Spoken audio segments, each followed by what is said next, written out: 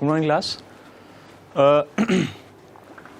Different elements की combination की हम बात कर रहे थे, जबकि वो एसी सर्किट से कनेक्टेड हों। दो को हम डिस्कस कर चुके हैं, आरएल यानी कि रेजिस्टेंस और इंडक्टेंस अगर लगा हुआ है उसका बिहेवियर किस तरीके का होगा एसी सर्किट में, एसी सोर्स से जब जुड़े होंगे। इसी के साथ हमने बात कर चुके हैं हम रेजिस्टेंस और कैपेसिटर की भी। थर्ड नंबर पे अब हम यहाँ पे बात करेंगे इफ इंडक्टर एंड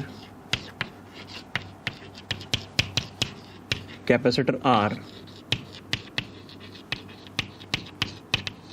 कनेक्टेड। तो अब हमारे पास जो सर्किट में एलिमेंट्स हमने लिए हुए हैं वो इंडक्टर और कैपेसिटर होंगे। एक इंडक्टर मैंने लिया जिसका इंडक्टेंस लेट से L है और एक कैपेसिटर जिसका कैपेसिटेंस C के बराबर है। इसको हमने एक ऑल्टरनेटिंग सोर्स AC से जोड़ दिया है। प्रोसेस वही रहेगी। सबसे पहले मैं बात करूंगा यहाँ पे कि सोर्स हमें दिया गया उसको हम किससे रिप्रेजेंट कर रहे हैं। It is represented by E naught sine omega t, where omega is the angular frequency. Now अब हम एक एक करके सारी की सारी क्वांटिटीज को डिस्कस कर लेते हैं। यहाँ पे करंट को मैं मान लेता हूं, जो हमें सोर्स दिया गया है उसे एक बार फिर से मैं यहाँ लिख रहा हूं दोबारा। करंट को हम लेकर चलेंगे I naught sine omega t minus 5। Then हम बात करते हैं प्योर रेजिस्टेंस की। प्योर रेजिस्टेंस यहाँ पे R इज इक्वल्स टू 0 है, क्योंकि हम देख सकते हैं यहाँ पे कोई रेजिस्टेंस कनेक्टेड नहीं है सर्किट में, तो R की वैल्यू 0 निकल कर आएगी। देन उसके बाद में बात की जाती है रिएक्टेंस की। अब तक हमने देखा था कि इंडक्टिव रिएक्टेंस के साथ में रेजिस्टर का कॉम्बिनेशन देखा हमने, कैपेसिटिव रिएक्टेंस के साथ में भी रेजिस्टर का कॉम्बिनेशन देखा। यहाँ पे रेजिस्टर नहीं है तो दो यहाँ पे रिएक्टेंस है, एक होगा इंडक्टिव रिएक्टेंस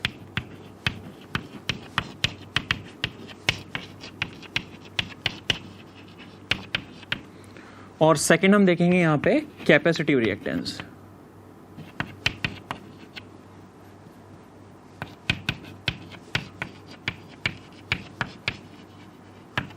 इसको XL से डिनोट करेंगे और इसे XC से डिनोट करेंगे। XL की वैल्यू होगी ओमेगा L और XC की वैल्यू होगी 1/ओमेगा C के बराबर। क्लियर है? नाउ इन चीजों को कैलकुलेट करने के बाद में आप यहाँ पे टोटल रिएक्टेंस लिख सकते हैं। नेट रिएक्टेंस की वैल्यू हम निकाल सकते हैं, जो कि XL माइनस XC हमारे पास में फॉर्मूला है।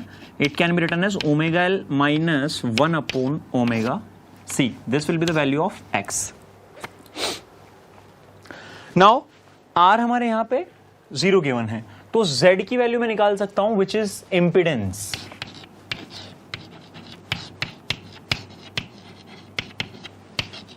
इसका फॉर्मूला है हमारे पास में R square plus X square.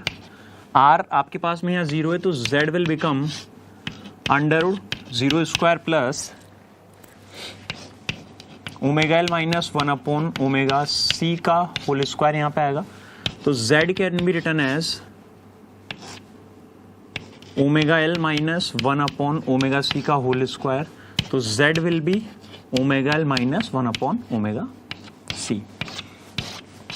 This will be the value of Z। Now impedance हम कैलकुलेट कर चुके हैं, टोटल इंपेडेंस हम यहाँ पे कैलकुलेट कर चुके हैं। इसके बाद में फेज डिफरेंस फाई, तो tan फाई का जो हमारे पास फॉर्मूला है इट इज X/R, और बिकॉज यहाँ पे R की वैल्यू 0 है, कोई रेजिस्टर यहाँ पे नहीं है, रेजिस्टेंस की वैल्यू 0 है, तो tan phi will become infinite. तो फाई की जो वैल्यू निकल कर आएगी it will be 90 degree. Phi की वैल्यू 90 डिग्री आने का क्या मतलब है? फाई की वैल्यू 90 आना इस बात को इंडिकेट करता है कि करंट और पोटेंशियल के बीच में जो यहां पर फेज डिफरेंस निकल कर आने वाला है it is going to be 90 degree.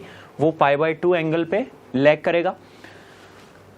अब हम बात करते हैं इसमें फेजर डायग्राम की। फेजर डायग्राम के लिए इक्वेशंस जो आपके पास काम में आएंगी, ये दो इक्वेशंस हमारे पास में है।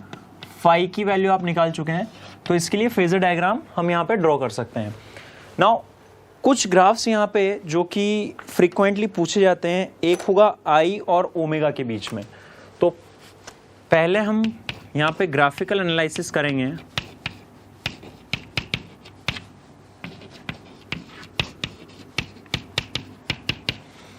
आई और ओमेगा के बीच में मैं यहां पे ग्राफ बनाऊंगा। तो करंट की अगर मैं बात करता हूं, करंट के लिए फॉर्मूला हमारे पास में होता है E0 अपॉन Z। यहां पे जो इंपिडेंस की वैल्यू निकल कर आई है, एक पर्टिकुलर वैल्यू ऐसी निकल कर आएगी हमारे पास में ओमेगा की, जिसके लिए आप देखेंगे कि ओमेगा L और ओमेगा C एक दूसरे के बराबर हो जाएंगे। तो अगर हम ओमेगा की वैल्यू को इस तरीके से एडजस्ट करते हैं कि if XL is equals to XC, अगर XL is equals to XC होते हैं, दैट मीन्स इंडक्टिव रिएक्टेंस और कैपेसिटिव रिएक्टेंस एक दूसरे के बराबर हो जाते हैं, तो आपके पास में Z की वैल्यू 0 यहां पे आ जाती है। सो I will become infinite. Infinite current circuit में यहां पे फ्लो करने लग जाएगा। अब इसकी क्या सिग्निफिकेंस है, तो हम देखें ओमेगा पर एक पर्टिकुलर फ्रीक्वेंसी ओमेगा नॉट, ये एक ऐसी फ्रीक्वेंसी है जहां पर XL और XC की वैल्यू बराबर होने वाली है। यानी कि अगर आप यहां पे ओमेगा को ओमेगा नॉट से रिप्लेस कर सकते हैं तो omega naught L will be equals to 1 upon omega naught C। ये मैग्नीट्यूड वाइज हम बात कर रहे हैं। तो करंट का जो ग्राफ आएगा वो इस तरीके से इंक्रीजिंग होगा और ओमेगा नॉट पर जाकर ये 0 हो जाएगा, और इस तरीके से हमें वेरिएशन मिलेगा करंट और फ्रीक्वेंसी के बीच में। इसी तरीके का कुछ वेरिएशन हमें देखने को मिलता है अगर Z और ओमेगा के बीच में मैं ग्राफ ड्रॉ करता हूं, यानी कि इंपिडेंस और एंगुलर फ्रीक्वेंसी के बीच में अगर हम ग्राफ ड्रॉ करते हैं, वो किस तरीके का आएगा देखें एक बार।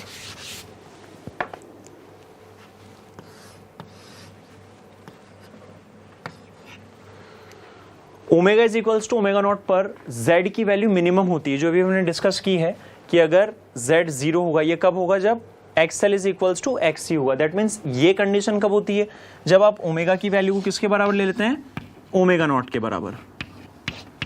तो ओमेगा इज इक्वल्स टू अगर ओमेगा नॉट है, जो कि यहां पर होने वाला है, तो impedance of the circuit will 0। इस तरीके से रिलेशन हमें मिलेगा। ये बात हुई तीनों तरह के सर्किट्स की, हमने बात कर ली एक एक करके। सबसे पहले हमने देखा RL सर्किट को, उसके बाद हमने देखा RC सर्किट को, थर्ड नंबर पे हमने यहां पे बात की है LC सर्किट को। तो इन सभी कॉम्बिनेशंस को देखने के बाद में अब फाइनली हम पहुंच चुके हैं जब हम बात कर सकते हैं RLC, मतलब कि रेजिस्टर भी होगा, कैपेसिटर भी होगा और इंडक्टर भी सर्किट में होगा। इन तीनों एलिमेंट्स को अगर मैं कंबाइन लेके आता हूं किसी सर्किट में, अब उसकी स्टडी किस तरीके से की जाएगी, एक बार उस पर चलते हैं।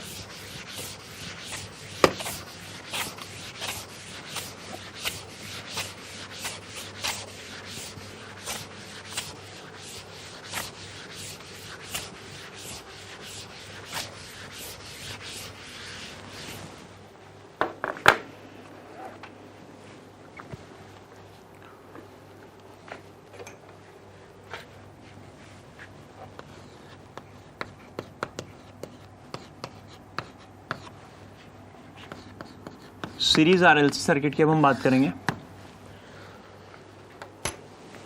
तो इस केस की स्टडी हम स्टार्ट करते हैं।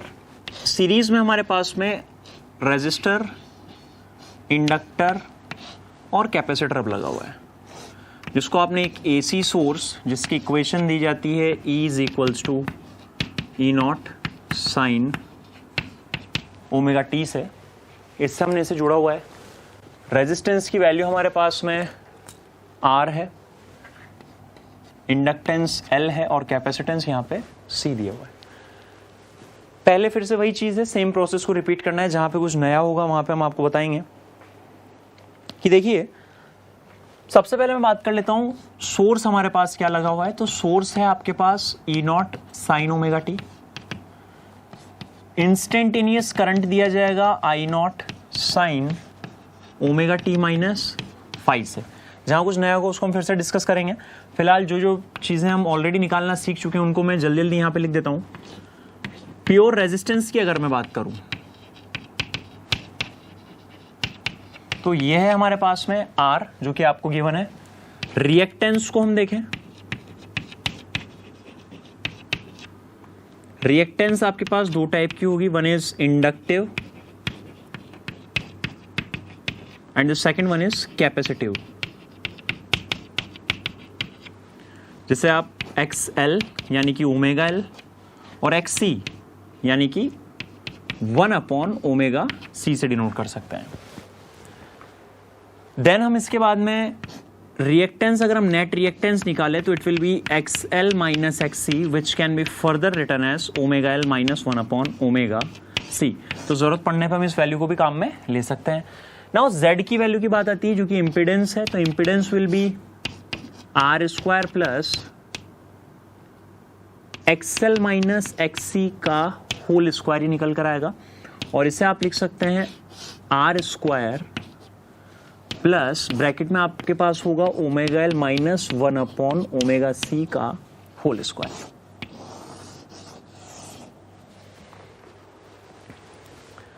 यहां तक हम इंपिडेंस निकाल चुके हैं। अब 10/5 भी आप कैलकुलेट कर सकते हैं। पहले अगर मैं I की वैल्यू को लिखना चाहूं तो I मैक्सिमम अगर मैं देखूं तो I will be written as E/Z, और इसकी मैक्सिमम वैल्यू हमें कब मिलेगी, करंट की मैक्सिमम वैल्यू हमें कब मिलेगी, उसी के लिए हम बात कर रहे हैं कि रेजोनेंस की कंडीशन।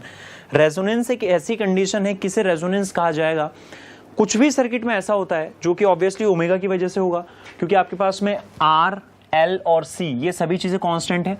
फ्रीक्वेंसी जो आपने अप्लाई की हुई है इस पर डिपेंड करेगा पूरा का पूरा केस कि रेजोनेंस कब मीट कर रहा है, जो सर्किट है उसमें रेजोनेंस की कंडीशन कब अचीव हो रही है। अब सबसे पहली बात की जाए कि रेजोनेंस क्या होता है। बार बार हम एक वर्ड काम में लेते हैं, व्हाट इज रेजोनेंस। तो resonance is nothing but a condition when current in the circuit becomes maximum. तो पिछला केस हमने देखा भी था, वहां पे हुआ क्या था कि L और C सिर्फ कनेक्टेड थे, तो एक ऐसी फ्रीक्वेंसी की जिसको रेजोनेंट फ्रीक्वेंसी बोला जाता है, ω0 से जिसे हमने डिनोट किया था, उस फ्रीक्वेंसी के ऊपर XL और XC बराबर हो जाते हैं। कहने का मतलब इंडक्टिव रिएक्टेंस और कैपेसिटिव रिएक्टेंस की वैल्यू जो होगी वो बराबर हो जाएगी। तो अगर वो बराबर हो जाते हैं तो यहां से हम क्लियरली देख सकते हैं कि अगर XL और XC बराबर होंगे दैट मींस X की वैल्यू मतलब कि total reactance of the circuit will become 0। Reactance की वैल्यू क्या हो जाएगी, 0 के बराबर हो जाएगी। रिएक्टेंस अगर 0 हो जाएगा तो मैं इंपीडेंस की अगर बात करता हूं, Z की मैं बात करता हूं, तो Z will become equals to R because XL minus XC तो ऑलरेडी 0 हो चुका है। Z R के बराबर हो जाएगा, यानी कि अब ये जो सर्किट है ये सिर्फ और सिर्फ इस तरीके से बिहेव करेगा कि यहां पर इंडक्टर और कैपेसिटर तो है ही नहीं, यहां पे सिर्फ और सिर्फ एक ही चीज है जो कि करंट में ओपोजिशन प्रोवाइड कर रही है and which will B resistance. तो करंट की वैल्यू यहां पे मैक्सिमम आ जाएगी। तो अगर मैं रेजोनेंस की बात करूं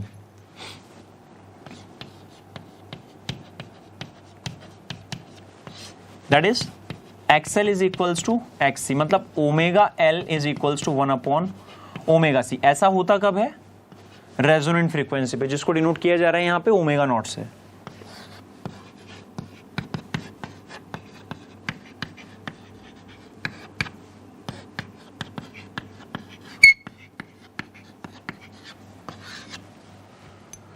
रेजोनेंट फ्रीक्वेंसी की वैल्यू आप यहां से निकाल सकते हैं, ω0 will be equals to 1/ωc, 1/LC यहां पे आएगा, ये स्क्वायर होगा, तो ω0 will be equals to 1/√LC।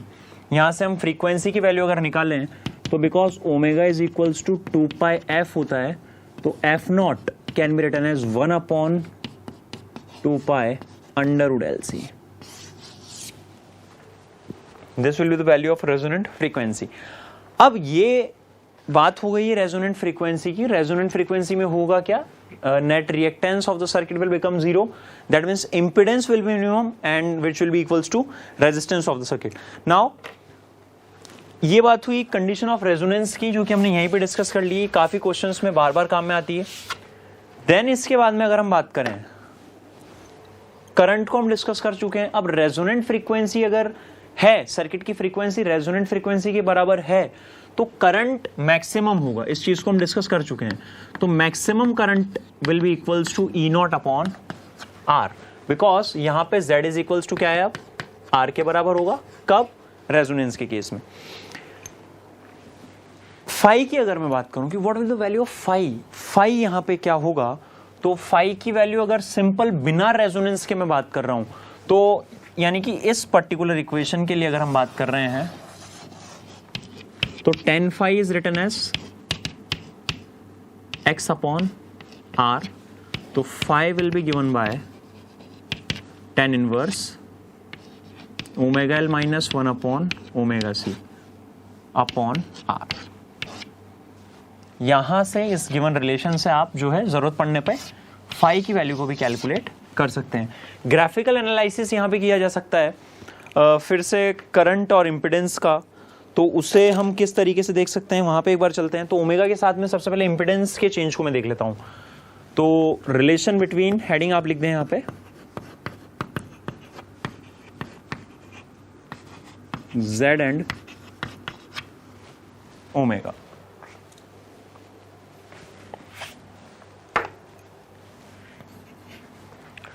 Z और ओमेगा का रिलेशन देख सकते हैं आप किस तरीके से होगा, इम्पिडेंस और फ्रीक्वेंसी का।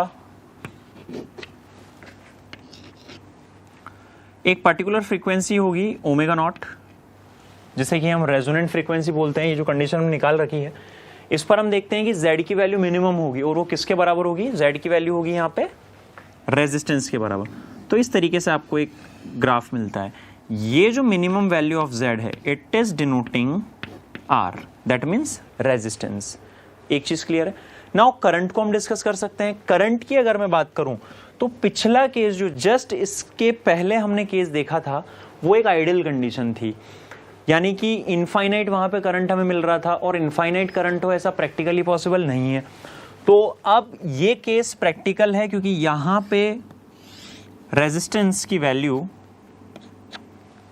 जो है R के बराबर आएगी। इम्पिडेंस आप बोल सकते हैं, अगर y एक्सिस के ऊपर मैं करंट को लूं I को, और x एक्सिस के ऊपर अगर मैं फ्रीक्वेंसी को लूं, दैट मीन्स ओमेगा को, तो फिर से एक पर्टिकुलर वैल्यू ऑफ फ्रीक्वेंसी आपको मिलेगी ओमेगा नॉट, जो कि ऑब्वियसली रेजोनेंट फ्रीक्वेंसी है, जहां पर करंट क्या होगा, मैक्सिमम होगा, क्योंकि रेजोनेंट फ्रीक्वेंसी के लिए ऑपोजिशन जो कि इंपेडेंस रिप्रेजेंट करता है वो मिनिमम निकल के आया है, मतलब यहां पे करंट की वैल्यू मैक्सिमम आ जाएगी।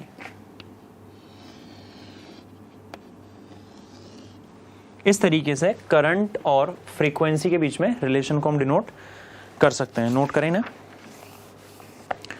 इसके बाद में हम बात करेंगे कुछ क्वेश्चंस की, न्यूमेरिकल प्रॉब्लम्स को देखेंगे।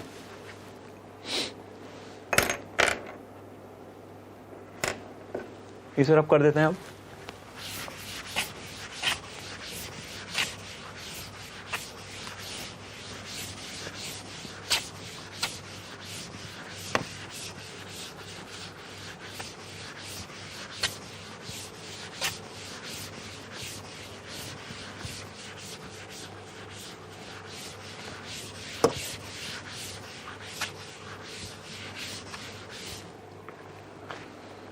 क्वेश्चन लिखें उसके बाद में an alternating voltage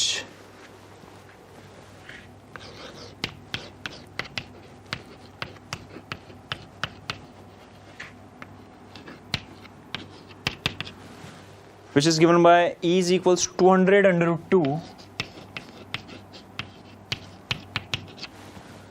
sin 100t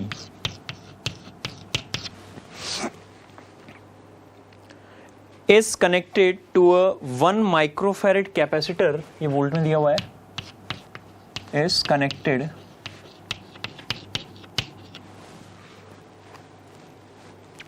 to a 1 microfarad capacitor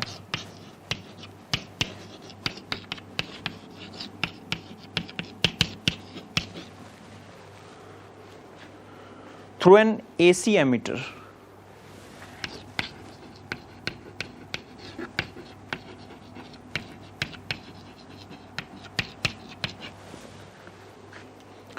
What will be the reading of emitter? Emitter की रीडिंग हमें बतानी है।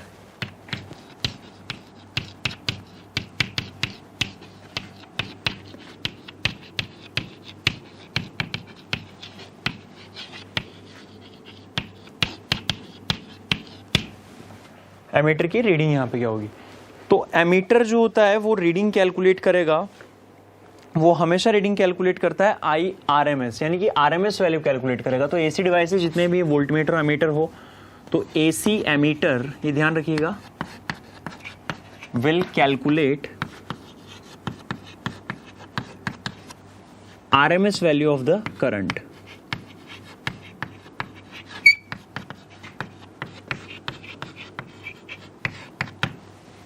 नाउ RMS वैल्यू कैलकुलेट करने के लिए सबसे पहले हमें मैक्सिमम वैल्यू ऑफ करंट हम कैलकुलेट कर सकते हैं, या आप चाहें तो ERMS कैलकुलेट कर लीजिए, उसको हम इम्पीडेंस से डिवाइड कर देंगे तो भी करंट की वैल्यू आ जाएगी।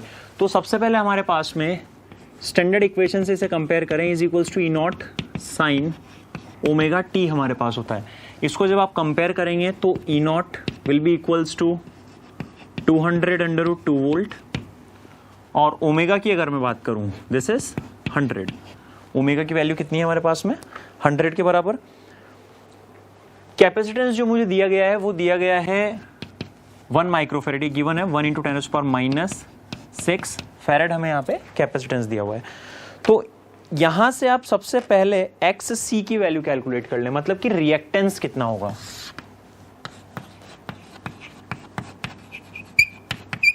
Reactance of the circuit, XC will be equals to 1/ω C।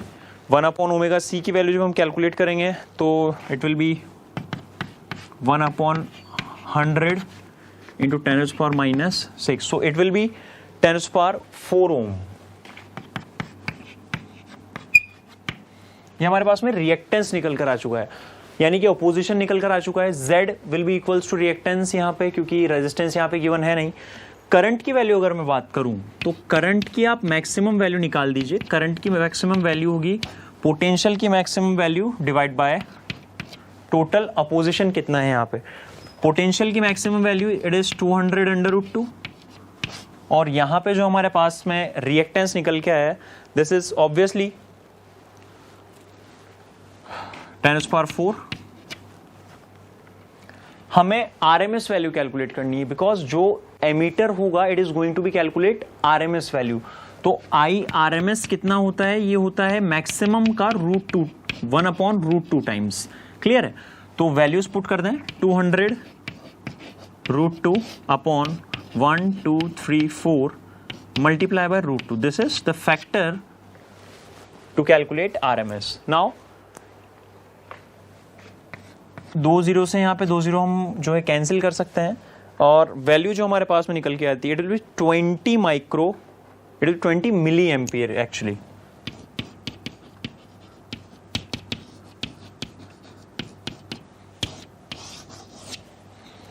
तो इस तरीके से हम आसानी से RMS वैल्यू कैलकुलेट कर सकते हैं। RMS वैल्यू ही कैलकुलेट क्यों की है वो यहाँ पे समझने वाली चीज़ है। RMS वैल्यू इसलिए कैलकुलेट की क्योंकि AC एमीटर हमें दिया गया है, और AC एमीटर जब भी सर्किट में आप यूज़ करते हैं, किसी AC सर्किट में आप यूज़ करते हैं, तो वो RMS क्वांटिटीज़ को ही कैलकुलेट करता है, which is the root mean square values. Clear है, नोट किया होगा आपने से। देन उसके बाद में नेक्स्ट क्वेश्चन पे मूव करेंगे।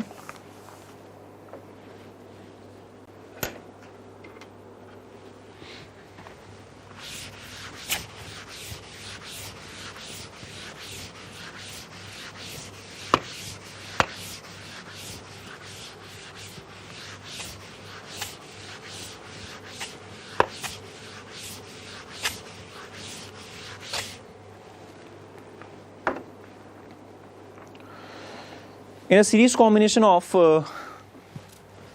क्वेश्चन नोट करें पहले।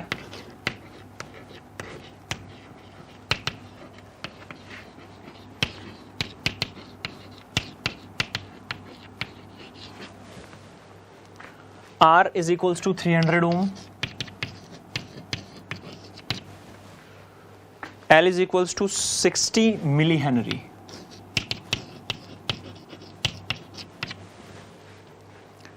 C is equals to 0.50 microfarad it is. Omega is equals to 10,000 radian per second.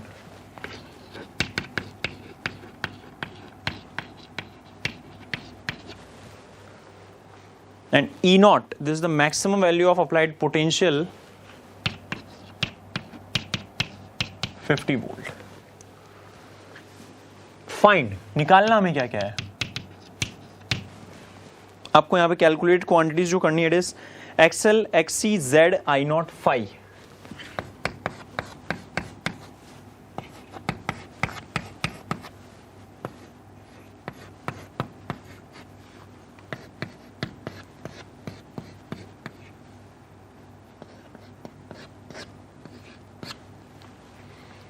ये 5 चीजें हमें यहां पे कैलकुलेट करनी है। चाहे तो आप यहां पे एक चीज और ऐड कर दें, पोटेंशियल अक्रॉस ईच एलिमेंट, थोड़ा सा कॉन्सेप्ट क्लियर हो जाएगा इससे।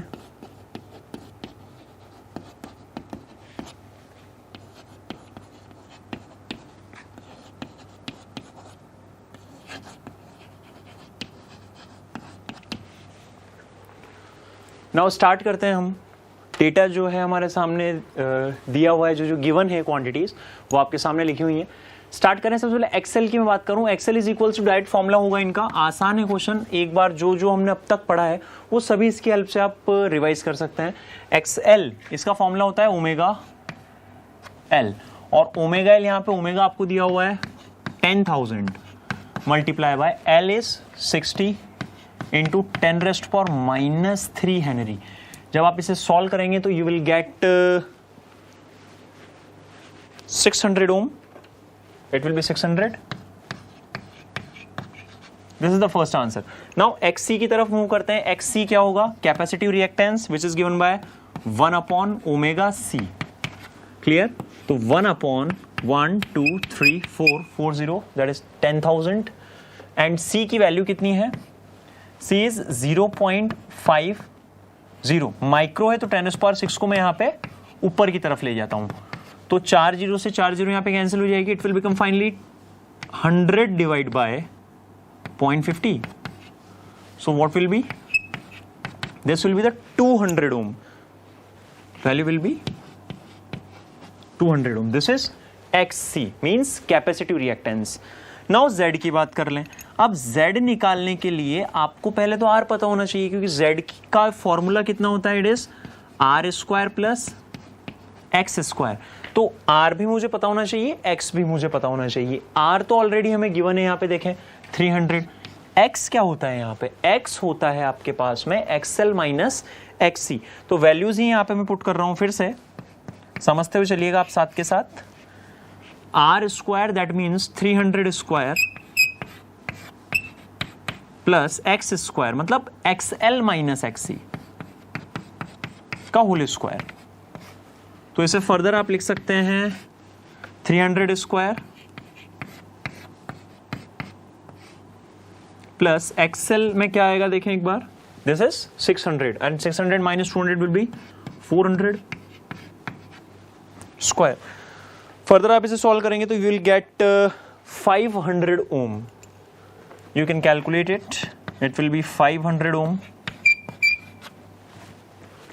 Now I naught maximum value of current भी आपसे पूछा गया है, इसे हम किस तरीके से कैलकुलेट कर सकते हैं उसे देखें एक बार। Maximum value of current can be calculated as maximum value of potential applied which is 50 upon Z। तो E0 है हमारे पास में 50 वोल्ट और Z की जो वैल्यू कैलकुलेट की it is calculated 500 Om.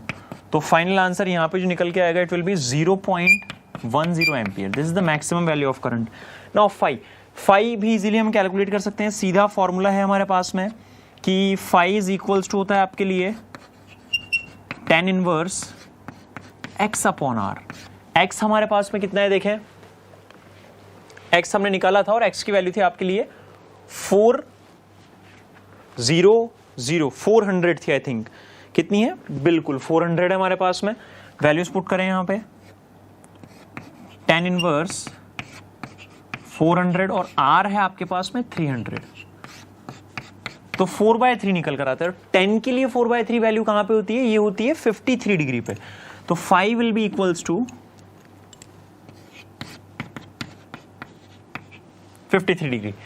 Positive में वैल्यू आई है। पॉजिटिव में वैल्यू आने का मतलब क्या होता है? पॉजिटिव में वैल्यू आने का मतलब है कि potential will lead the current, potential current को यहां पे लीड करने वाला है, वो भी कितना एंगल से करने वाला है 53 डिग्री से।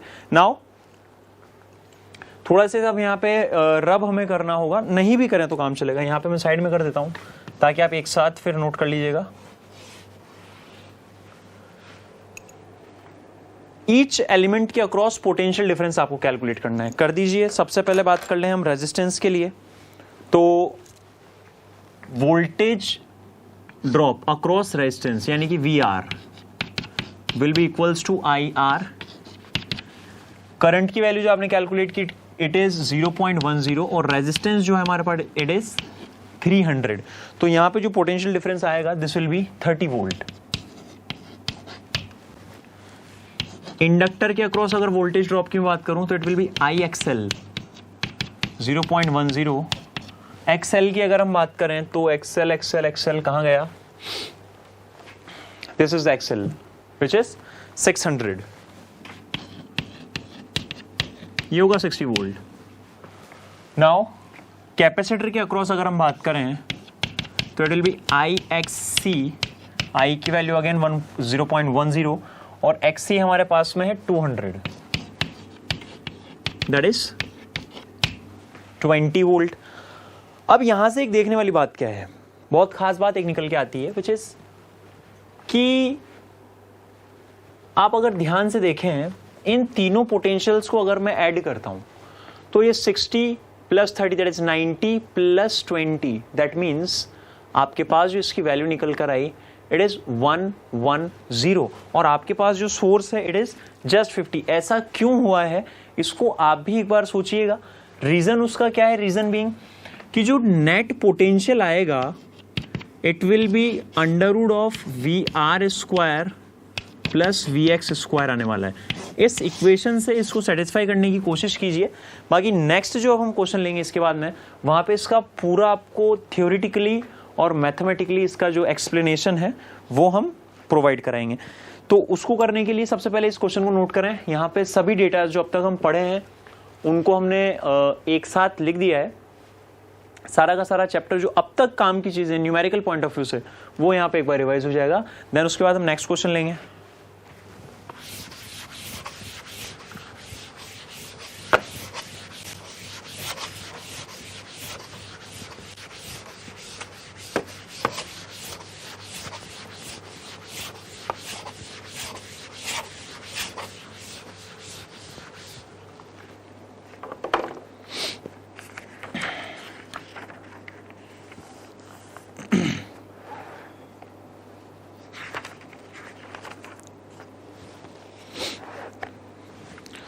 क्वेश्चन लिखिए when 100 volt DC is applied across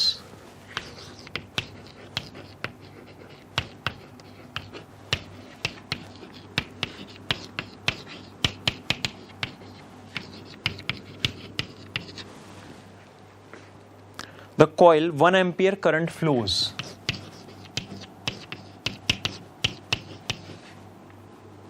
It is 1 ampere, not 100.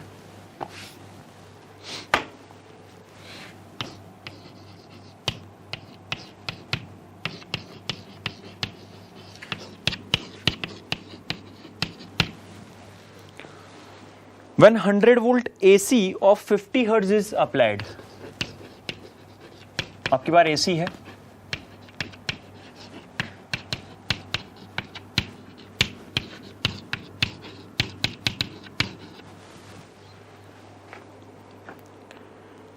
across the same coil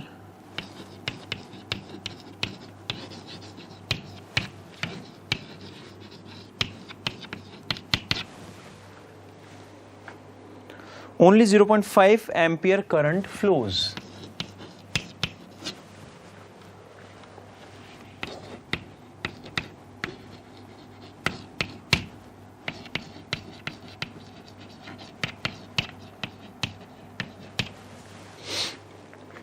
Calculate the resistance and inductance of the coil.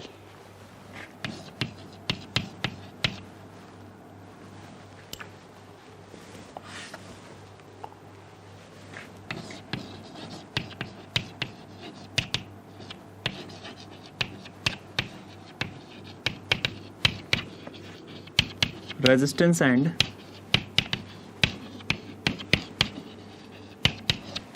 Inductance of the coil.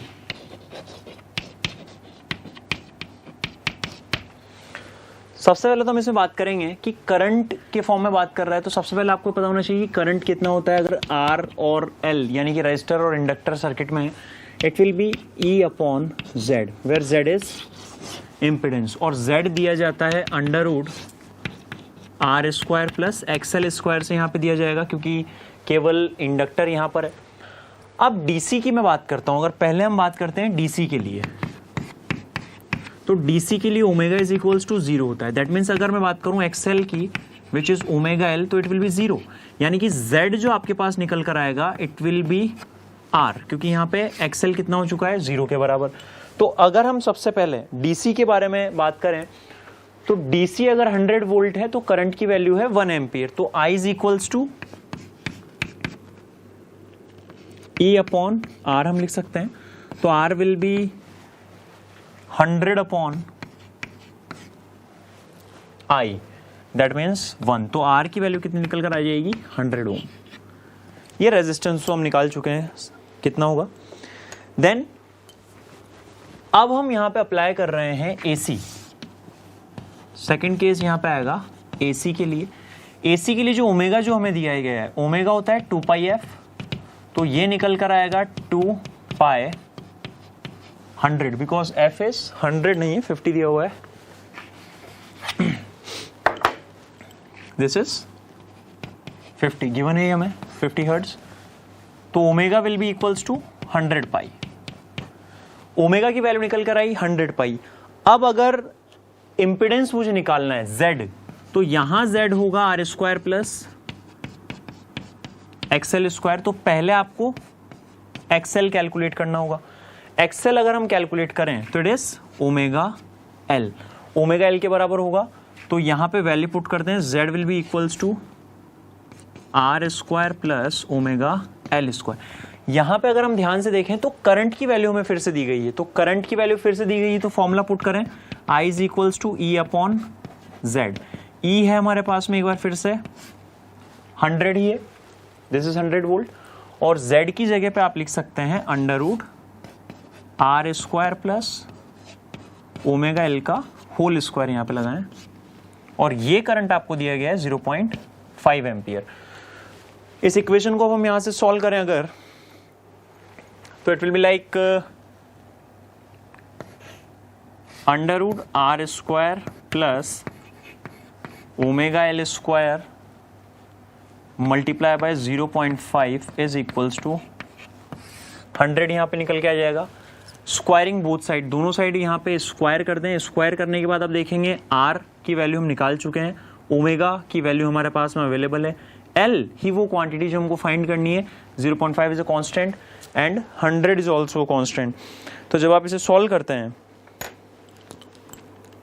तो यहाँ पे जो वैल्यू निकल कर आएगी, L will B 0.55 Henry.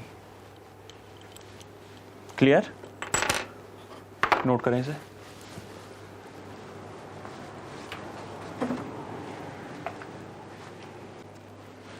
Next question देखेंगे उसके बाद में। In L R circuit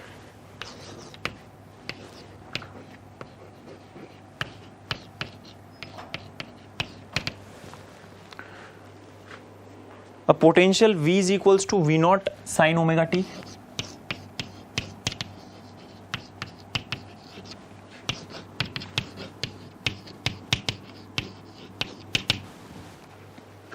Is applied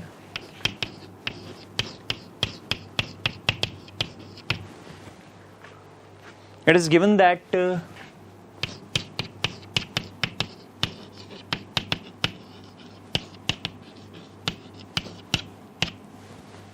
क्या क्या क्वांटिटीज हमें दी गई हैं वो हम लिख रहे हैं एक बार। L is equals to 35 milli Henry.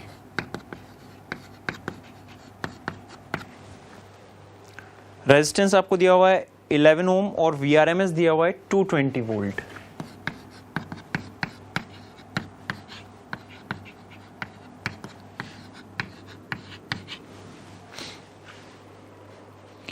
Omega upon 2 पाई आपको 50 हर्ट्ज दिया गया है,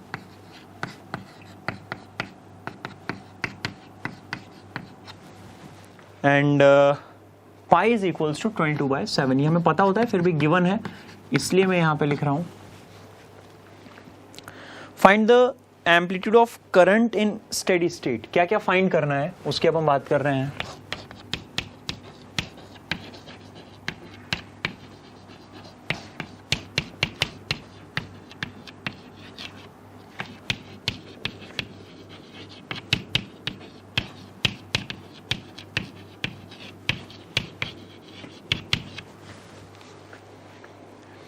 And obtain the phase difference between current and voltage. Obtain phase difference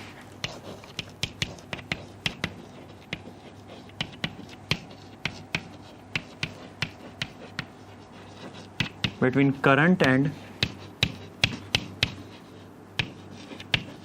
voltage.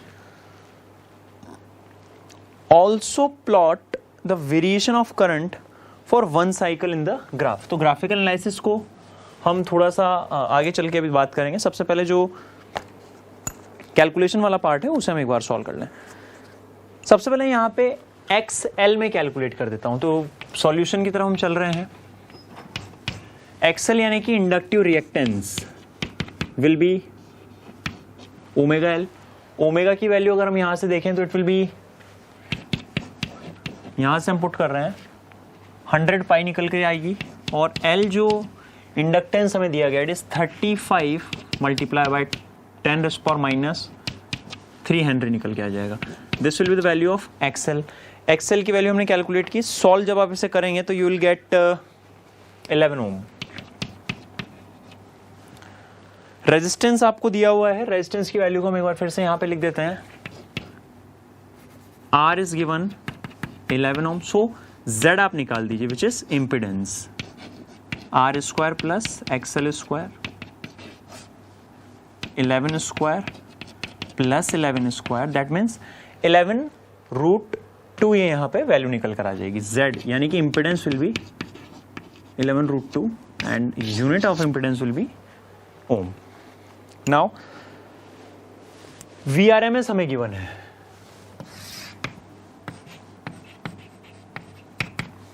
VRMS आपके पास गिवन है, तो VRMS के लिए वैल्यू कहां पर है?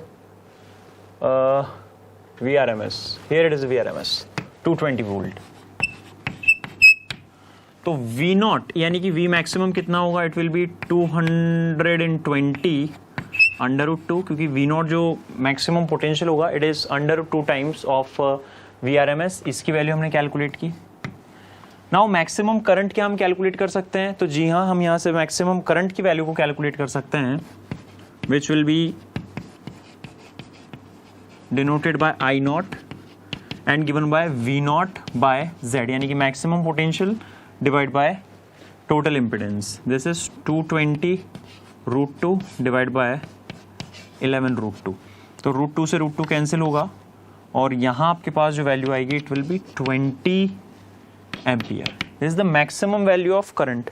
Now maximum value of current निकालने के बाद में फाई हमें कैलकुलेट करना होगा, बिकॉज इक्वेशन हमें लिखनी है, और इक्वेशन के लिए क्या क्या चीजें रिक्वायर्ड हैं उसे हम पहले अगर यहाँ पे देखें तो इक्वेशन दी जाती है standard equation I is equals to I0 sine omega t minus phi की फॉर्म में दी जाती है। फाई की वैल्यू हम निकाल लें सबसे पहले। तो फाई कितना होता है? Phi is given by tan inverse x upon r। x यहाँ पे कितना है? x आपने कैलकुलेट किया था, इट इज 11, और r भी कितना है यहाँ पे? 11। तो यानी कि tan इनवर्स 1 आएगा, और 1 वैल्यू कहाँ पर होती है? ये होती है 45 डिग्री के लिए। तो 5 विल बी π/4। तो यहाँ से सारी की सारी वैल्यूज हम कैलकुलेट कर चुके हैं। This is equation 1, this is equation number 2 and this is equation number 3। तो from 1 to 3, from equation 1, equation 2 and 3।